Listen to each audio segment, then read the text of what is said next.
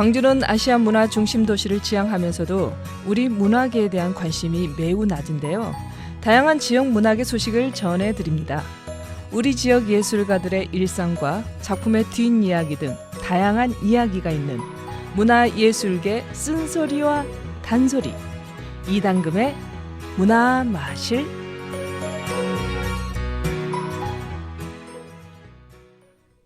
네, 이당금의 문화 마실 시간입니다. 지난달 아시아 문화전당에서 7개월 동안 이어진 원초적 비디오 본색 전시회가 마무리됐습니다. 8, 90년대를 풍미했던 비디오 테이프를 선보여 화제가 됐던 해당 전시는 10만 6천여 명이 넘는 관람객이 찾는 등 성황리에 막을 내렸는데요. 자, 그런데 이 전시회가 끝난 이후에 선보였던 비디오 앞으로 어떻게 좀 처리할 것인가, 거치에 대한 고민도 이어지고 있다고 하는데요. 어떤 문제 있는지 이당금 푸른연극마을 대표님과 이야기 나눠보죠. 자, 오늘은 우리 이당금 대표님의 사정상 전화로 만나 뵙겠습니다. 대표님 안녕하십니까? 네, 안녕하십니까. 고속도로 한가운데서 전화 받고 있습니다. 예, 이당금입니다. 오늘 페이스북을 보니까요. 전주 상산고등학교에 가셔가지고 노인과 바다 연극을 무대에 올리셨던데요. 네, 저희가 지금 신나는 예술 여행 예. 주간이다 보니까 오늘 마침 또 전주 공연이 있어서 학생들하고 만나는 예. 시간이 있어서 제가 오늘 부득이하게 전화로 그렇군요. 연결하고 있습니다. 예, 전주 상산고 전국의 인재를 꽤 유명한 고등학교인데 아주 진지하게 연극을 참 감동적으로 잘 봤다라는 또 글도 올리셨던데 반응이 어떻습니까? 아시고 계시군요. 그 수학의 정석 저자이신 그렇죠. 선생님께서 만든 홍성대 학교고. 이사장이 만든 학교죠. 네, 그래서 예. 굉장히 학생들이 진지한데 아쉬운 게 3학년들이 공부한다고 3학년만 공연을 못 보더라고요. 그래서 그게 그렇군요. 조금 아쉽네요. 그러니까요. 예. 네. 자, 아무튼 3학년들 어쨌든 화이팅 해주시면 좋겠습니다. 그러니까요. 내려오시는 길 안전하게 내려오시고요. 자, 네. 오늘 내용 바로 이제 들어가겠습니다.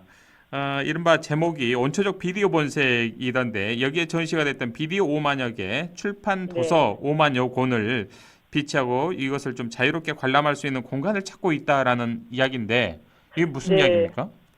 방금 전에 이제 그 국장님이 소개해주신 ACC 전당에서 10만 6천 명의 관광객들, 관람객들 그리고 200여 일에 넘는 그 최장기 공연 전시를 해왔던 원초적 비디오 본색이라는 전시 제목으로 해와서 비디오 5만 개, 출판 도서 5만여 권을 그 소유하고 비치하고 있는데 그것을 좀 자유롭게 관람할 수 있는 공간이 있을까라고 이제 고민하고 있는 상황이에요. 현재는 동구 인문학 프로그램 디렉터이자 광주 독립영화관 프로그래머이셨던 시네필 조대영 선생님이 보유한 비디오 8mm 5만 권과 출판 도서 5만여 권에 대한 이야기인데요. 이제 조대영 선생님이 공적 기부를 밝히셨거든요. 3년 전에. 그래서 자신의 이러한 그 자산이 이제는 개인이 아니라 공적으로 모든 분들에게 그 관람할 수 있고 그리고 그거를 보여줄 수 있는 어떤 영화 박물관 등의 공적으로 활용되기를 원하고 있다라고 밝히고 있어요. 아시죠? 그 비디오 세대이시죠? 그렇죠. 예. 국장님이나 저나 예. 영화관보다 또 비디오 방에서 이렇게 쌓아놓고 비디오를 그렇죠. 보면서 영화에 대한 꿈을 꾸는 이런 그 세대였었는데 1970년, 80년대 엄청난 인기를 끌었잖아요. 근데 2000년대 밀레니엄 새로운 시대가 도래하면서 이 8mm, 6mm 비디오가 점점 사라져가고 하지만 우리는 그것을 여전히 좀 그리워하고 있는 시대잖아요. 그럼요. 아시다시피 주윤발의 영웅 본색, 이소룡 영화. 저는 이제 생각나는 게 헨리가 셀리를 만났을 때 막 비디오 빌리러 다녔던 그런 기억이 있는데 요즘에는 비디오가 있더라도 비디오 데크가 없기 때문에 볼 수가 없지 않습니까? 근데 그게 이제 레트로 어떤 그 감성을 불러일으키긴 한데 저희들이 이제 아시다시피 그것이 없어도 볼 수는 사실은 있어요. 이제 채널로 바꿀 수도 있고 그러는데 언제나 영화관에서 못 보면 비디오 가게 가서 대여하거나 비디오 방에서 영화를 보고 했는데 이게 이제 저희뿐만 아니라 세계적으로 유명해진 영화 감독들의 경우도 이 어린 시절이 바로 이런 시네키즈로부터 시작하고 있으니까 저희 한국의 K-영화, K-무비, K-컬처 이거를 또 어쩌면 이 시대를 거쳐왔기 때문에 가능하지 않았을까. 그럼요. 그러다 보니까 이 비디오 자체가 이제 유산이고 유물이고 보물이기도 한데 이제 지금은 음색이 좋은 CD가 생겨나고 근사한 스테레오가 있고 하지만 결국에는 좀 예전에 아날로그적 감상이 좀 필요한 그러한 빠르고 AI 인공지능이다 보니까 그런 것들이 좀 그리워지는 세대 속에서 비디오 5만 개가 과연 어떤 자리를 차지해야 되는가라는 이야기를 좀 드리고 싶습니다. 자, 비디오 5만 개, 책 5만여 권을 무려 20여 년 동안 모으는 것 자체가 정말 길고 지난한 예술의 한 과정으로도 볼 수 있지 않을까 싶어요, 대표님. 그렇죠. 사실 이제 수집이라는 것 자체가 어떻게 보면 어떤 콜렉터 이런 부분이 있는데 이게 하나의 예술 과정으로 생각이 들 정도로 이제 특별한 물성을 가지고 있는 비디오 테이프이고 책이잖아요. 저희가 이제 그 2000년대 밀레니엄 시대가 도래하면서 비디오가 사양 사업이 되면서 가게가 이제 문을 닫게 되는데 이 조대영 씨 같은 경우에는 역으로 이 영화 팬이었던 조대영 씨가 역으로 비디오 가게를 정리해주는 조건으로 광주 전남 80여 개 가게 비디오 그 80여 개의 그 비디오 가게를 정리해주면서 수집하기 시작한 것이 벌써 어느덧 23년이 지났고 그게 한 5만 권을 넘었다라는 거고요.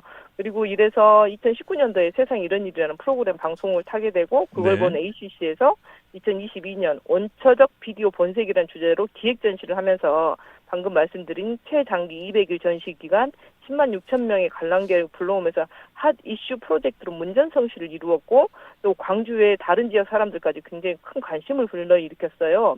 그래서 이제 혹시 많은 분들이 그 전시장에 갔고 저도 갔지만 각 주제별로 전시되면서 제목을 읽는 것 자체도 그리고 그 비디오 표지를 보는 것만으로도 사실은 엄청난 예술적인 어떤 전시를 보는 것 같았고 엄청난 흥미를 불러일으켰죠. 아, 이런 영화 있었지? 이런 영화의 주인공이 이 사람이었구나라고 하는 거 굉장히 저희한테는 큰 즐거움이었는데 이 조대영 씨의 비디오 수집이 원초적 그 시절로 거슬러 올라가 보면 광주 5.18 비디오 제작까지 어떤 사료적으로도 큰 업적을 보여준 전시라고도 할 수 있어서 굉장히 중요한 저희들이 5.18 비디오 어떻게 유통되고 있고 어떻게 보관되었고 어떻게 숨겨져 있었던 그런 부분들까지 볼 수 있었던 굉장히 중요한 상황이에요. 그래서 전시 이후에 다시 조대영 씨 지하 창고로 저장이 되면서 또 언제 또 관람객을 만날 수 있을까라는 이런 거.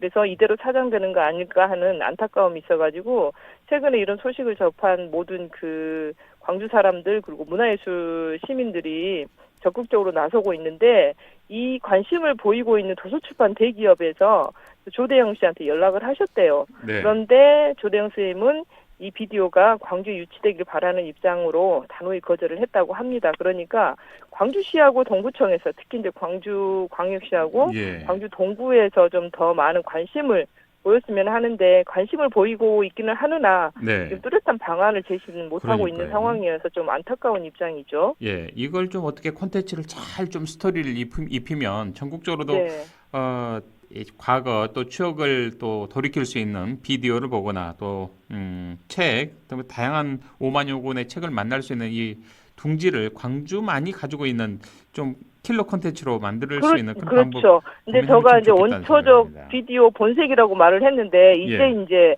광주가 문화 중심 도시고 문화 수도 광주이기 때문에 광주의 본색을 좀 드러내기에는 이보다 더 좋은 킬러 콘텐츠가 없을 거라고 생각을 해요. 물론 이 시대에 무슨 비디오냐라고 하지만 사실은 이것이기 때문에 가능하지 않을까. 그래서 광주광역시와 광주 동구청에서 좀 더 적극적으로 해서 이 민간 예술가, 개인 예술가 입장에서 이거를 정말 수집하는 것 자체가 예술의 하나의 행위였다면 이제는 이걸 개인을 떠나서 공공기관이나 지자체에서 행정적인 방법을 찾아봐서 이제 좀 더 거시적인 방법으로 그 의미와 그 사이즈를 키워나가고 유지시켜 나갔으면 좋겠다라는 거. 그래서 방금 말씀하신 것처럼 광주시만이 가질 수 있는 복장성 있는 브랜드로 성장시킬 수 있는 킬러 콘텐츠로 충분하기 때문에 이러한 지점을 이제 광주시하고 광역시 동구청에서 조금 더 많은 적극적인 행정을 좀 보여주셨으면 좋겠다라는 생각입니다. 알겠습니다. 자, 대표님 오늘 말씀 여기까지 듣죠. 고맙습니다.